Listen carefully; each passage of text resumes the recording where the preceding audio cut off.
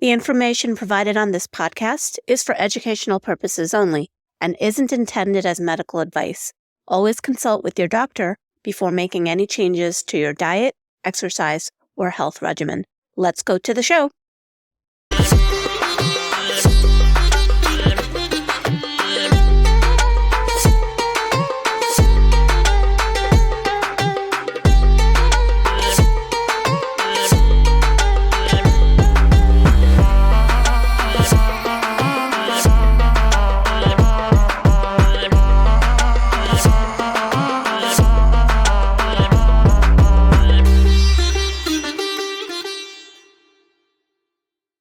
Hi, it's Dr. Soma.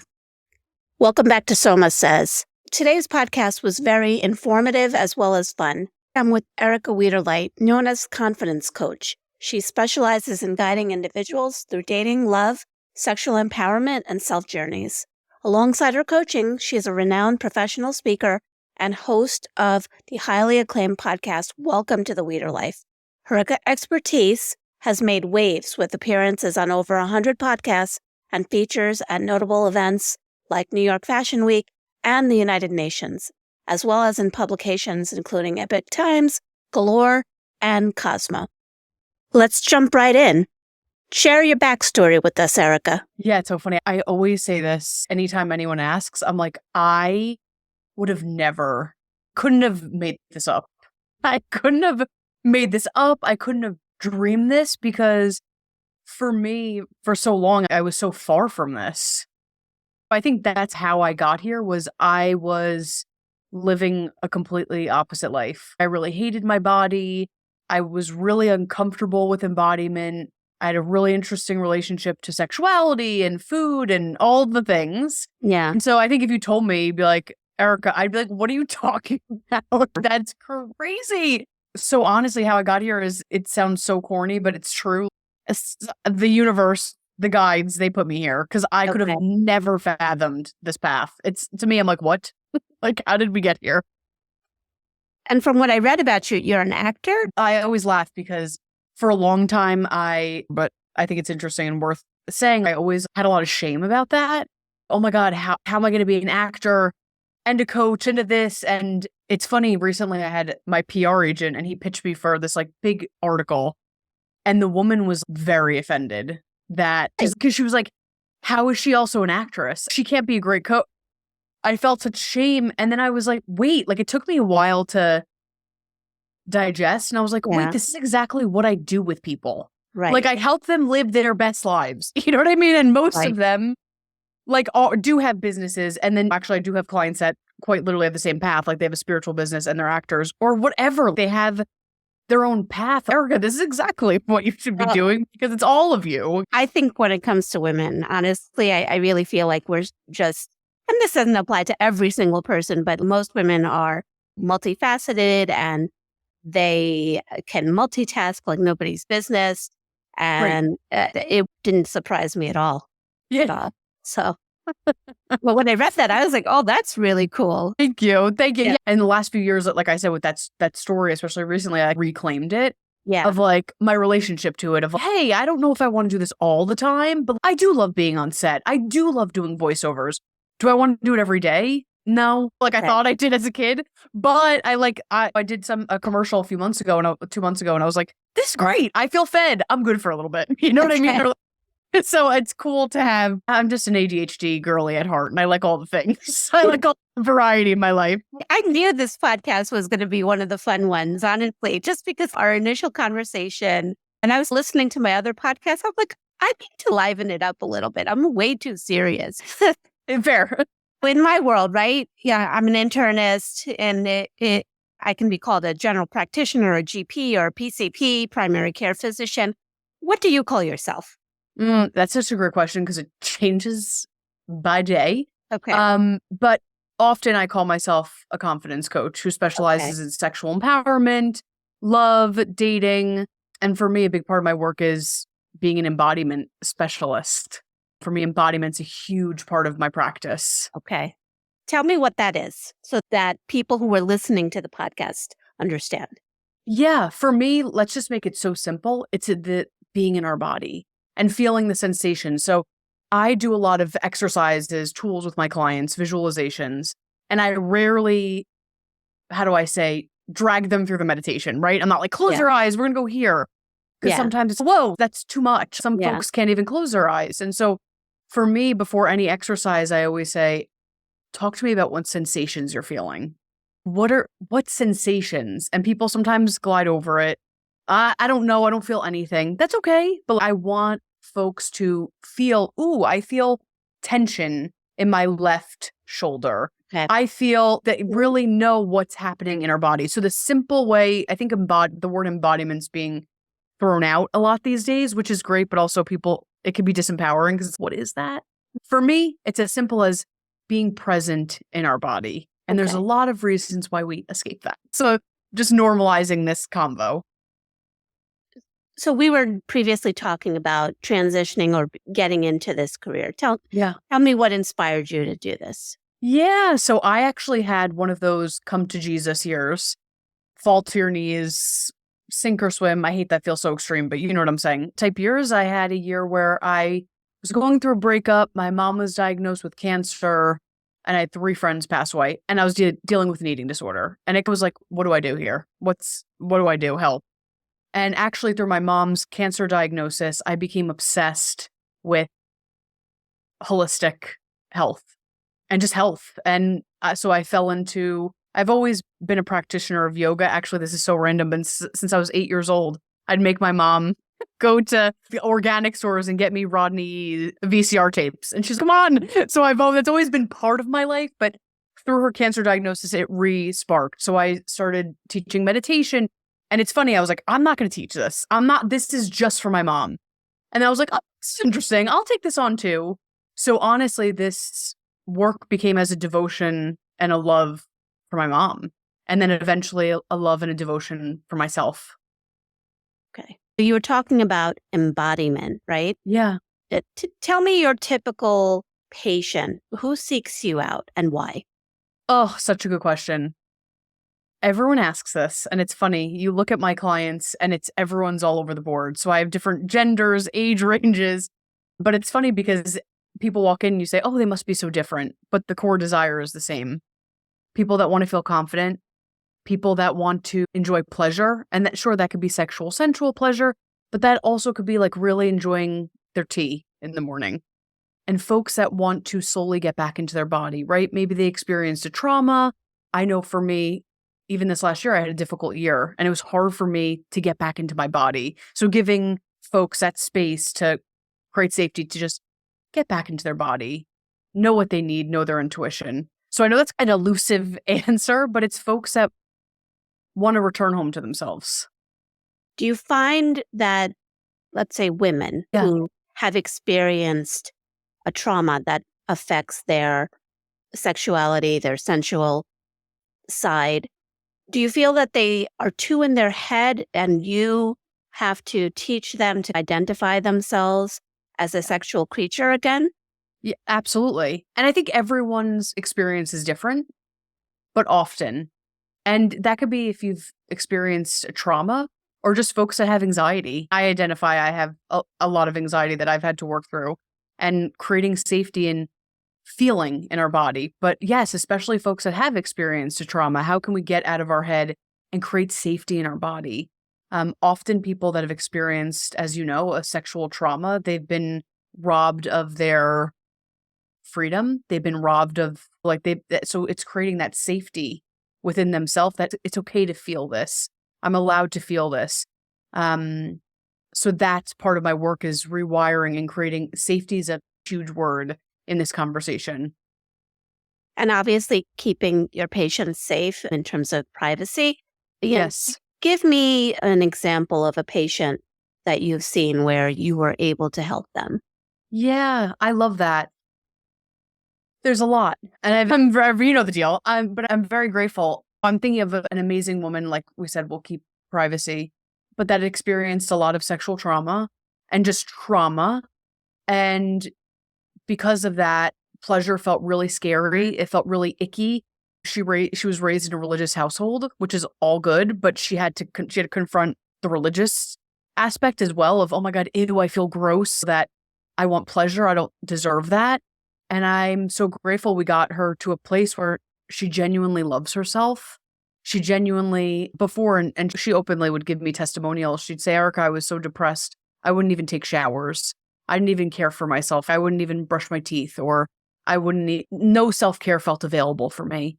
And to paint the picture, this amazing human now takes care of herself in a genuine way. Yes, she does the traditional self-care of showering and face masks and all those things, but she has a deep love for herself. She just feels confident to go out and buy things. She feels confident to express her voice, and she feels safe in her body. To me, that is the most beautiful transformation I could ask for. It's beautiful to watch that.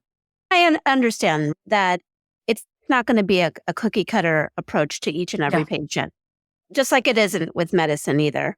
But you find someone who's struggling, what is your approach with that patient? Yeah. And I'm glad you said like everyone's different, because it is. Like I said, some people are like, let's go in. I'm like, yeah. And some people are like, I can't even close my eyes. I feel scared. I'm like, okay, that's cool. But often, to do a general summary, I like to mix more traditional talk therapy, like the traditional, what you'd see in a therapist's office. My flavor is different, as traditional as Erica could be. So talk therapy, embodiment exercises, visualizations.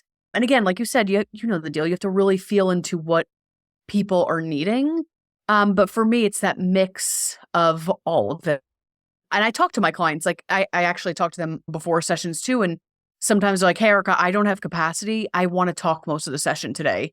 Yeah. Or, all right, I'm ready. Can we do some visualization tools? Or I'm ready to do a tool. Great. So we weave in and out through the program that I'm working with them. We weave through different tools and options.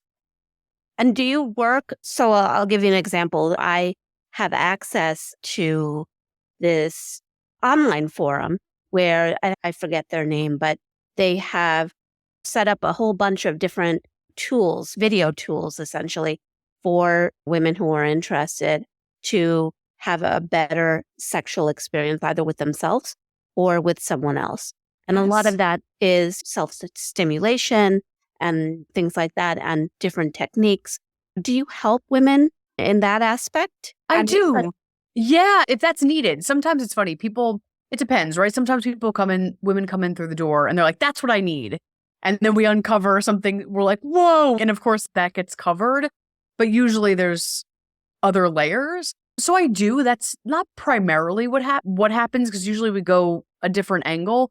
But I do. We do talk a lot about pleasure. We do exercises pleasure. Especially with the more sexual, sensual realm, a lot of it I give as home play, right? A lot of it is, hey, I'm going to give you this homework. I want you to go home and do it. And then we more chat about it. Again, for safety, consent, all that. But it's funny, my approach, and you know this about me, my approach is creating pleasure in life. So then we create pleasure in sexuality in the bedroom, because often, especially people that are survivors, and even if no one has experienced trauma or abuse, it's whoa, like I feel so depleted, and you want me to be then turned on in the bedroom, even if it's a self-practice with a partner, that feels horrendous. You know what I mean? That is so jarring. It's a no for me. And so for me, a huge part of my practice with my clients is creating pleasure in everyday life. So then it's wink, like LOL, but it's quite literally a lube to the sexual, sensual, because it feels safe in our body. It's not, oh my God, this is so jarring. We have that like safety and that relationship already built in there. What resources do you give patients? Like, are there sites? Are there books? Or that you would recommend for people who are listening to this podcast? Yes. Oh my God. I love so many resources. So you asked me a great question.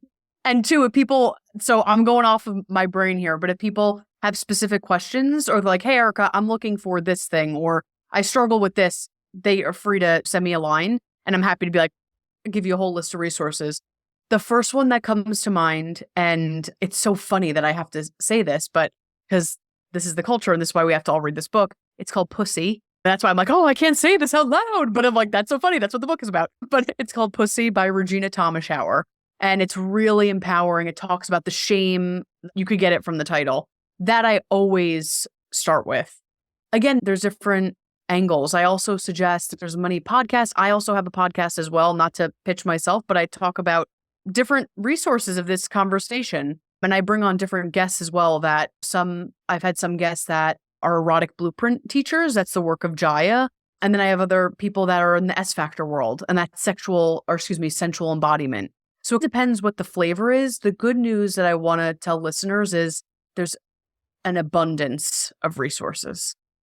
There's so many books. There's so many podcasts. I know it's, where do I start? But thank God there's not a shortage. And there's some really amazing tools and techniques. Also, Come As You Are is a great book as well. I'm shooting off the top of my head, but I actually have a list of resources. If anyone's like, Erica, help, SOS, send me a list of stuff. I have that all typed out if anyone needs it. I remember my dating years well, and I don't remember it fondly. Yeah. As you heard my exhale, I was like, ugh. I don't remember it fondly at all. I would rather have skipped all of that. So some women find it fascinating and exciting. I did not. But how do you help women with that? Because believe it or not, even though I'm an internist, I actually do advise some of my female patients in terms of the ones who are seeking a relationship or want to be married. And a lot of it is telling them, what is it that you want? Yep. You're afraid to say that you want to be married and to have children. And not everyone needs to have that. Don't get me wrong. We're not put on this earth, I think, to just have children. And obviously, we can do many things in life. And so that doesn't define a woman. But there is nothing wrong in wanting those things. So I have helped a handful of women in that way. How do you help women who are in that dating world? Yes. Oh my gosh. First and foremost, I've been there. And that's why I'm like, I deeply understand. I deeply get it. And for me, I think you nailed something, is that often people walk in the door and they don't really know what they want. Or if they do, they feel embarrassed, or they're scared to own it because I do want that. But what happens if it doesn't happen? First and foremost, I really get clear on what do you want? When it's maybe I just want to date. I want to have fun. It's great. Let's identify that first and foremost. A big thing for me is identify. I always do the list of must-have non-negotiables and cherries on top. Because a lot of people date from the cherries on top list. And they have to have a yacht. I'm like, no. But you know what I mean? That is a cherry on top. That is not a non-negotiable. So often I have to get clear with folks, what's going on here? And also, I think a big thing is confidence.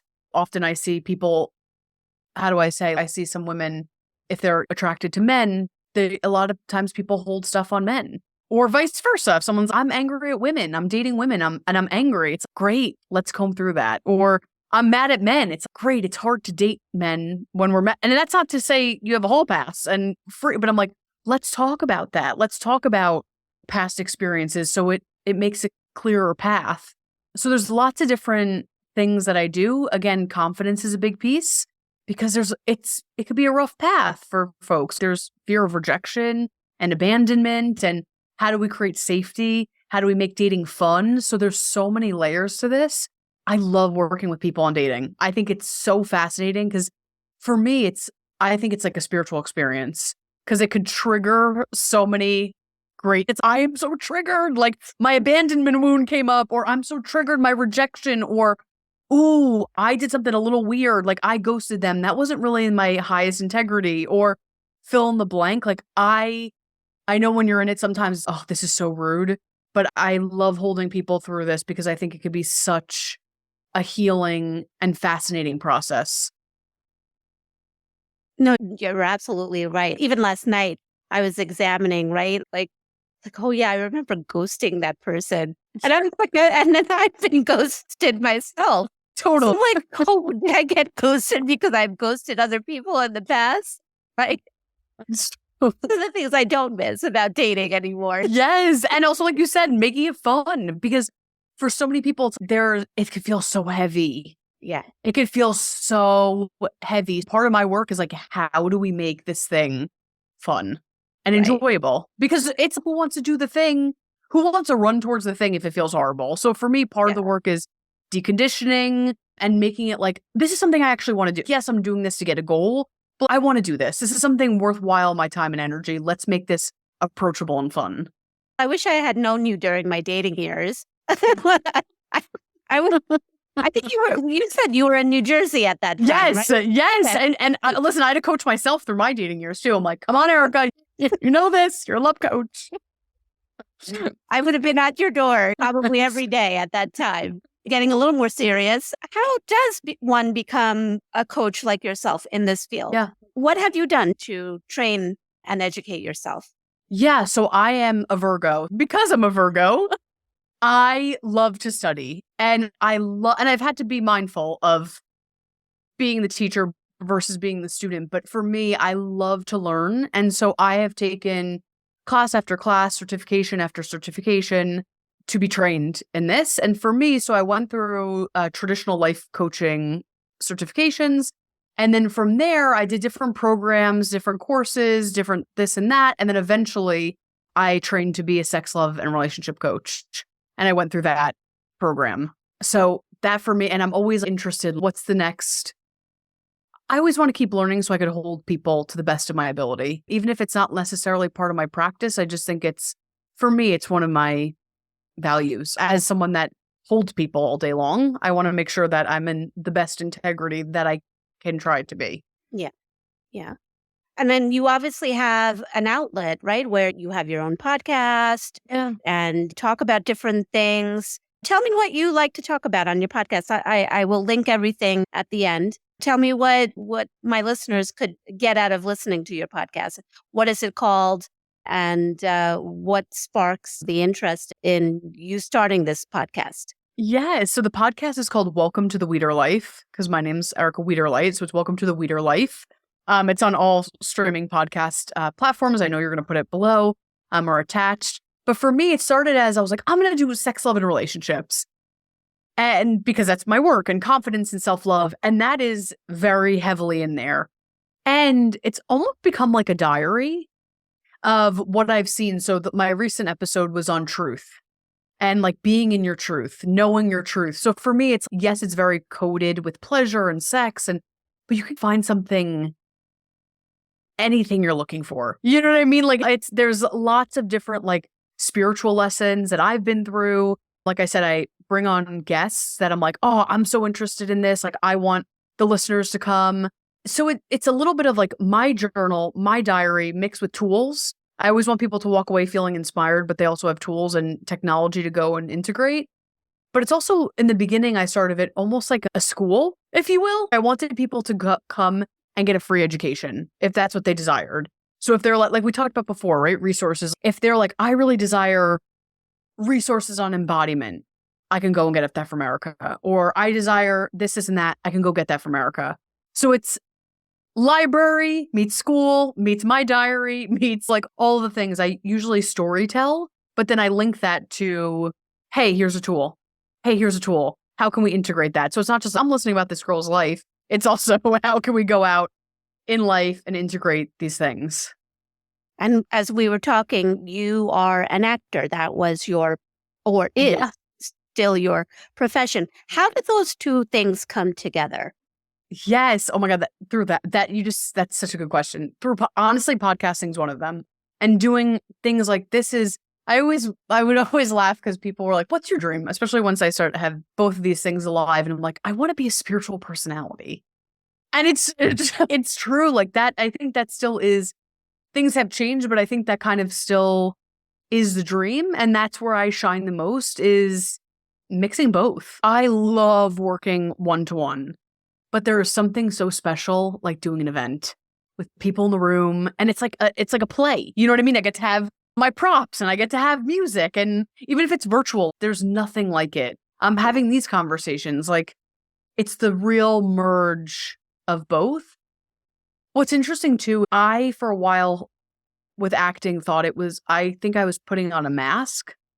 And one of my acting teachers was like, essentially great actors are just so present in the moment. And he, was very spiritual. And it's funny, like this work helped me become a great actor. Right? Like I got to be in my body. I got to breathe. I wasn't putting on a mask. Like I got to be truthful. So they both really weave in and out, but acting is like my favorite part of this business in a way. I think you hit it on the head, because I think when I see a truly good actor, right, you forget about who that person is. Yes. And you see that they've totally enveloped something within themselves where they've embraced whatever it is. I can't define it. And I get that, because even though I'm a doctor and this and that, and I obviously have the podcast and I have a blog and I write and I've written books, but that for me, and that came about maybe because we're both Virgos, back in high school when I started doing musical drama. And I wasn't the best at it. I needed some coaching. I love it though.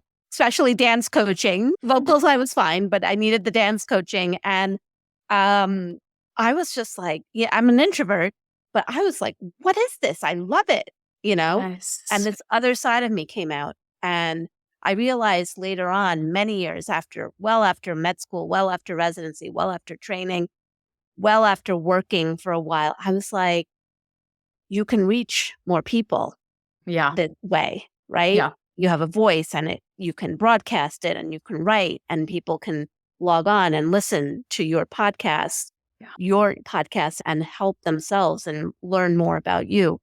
I don't think, anything of what you're doing is a coincidence. I think it's all connected to each other. Agreed.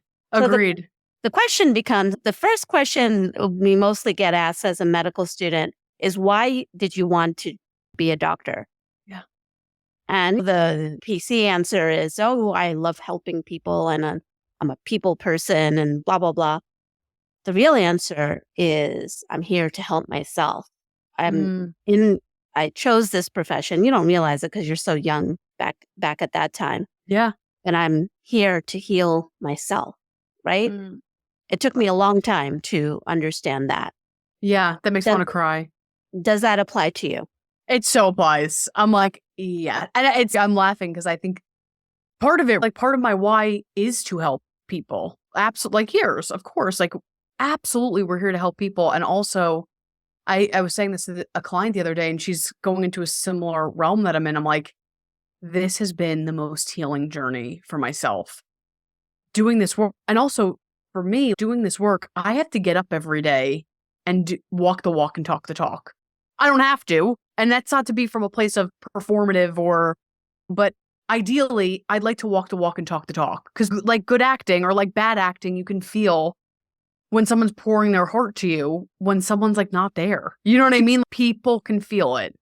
And so part of my job is, yes, to hold space one-to-one to people. Yes, to events and but really my job is to do the work and to walk the walk and talk the talk.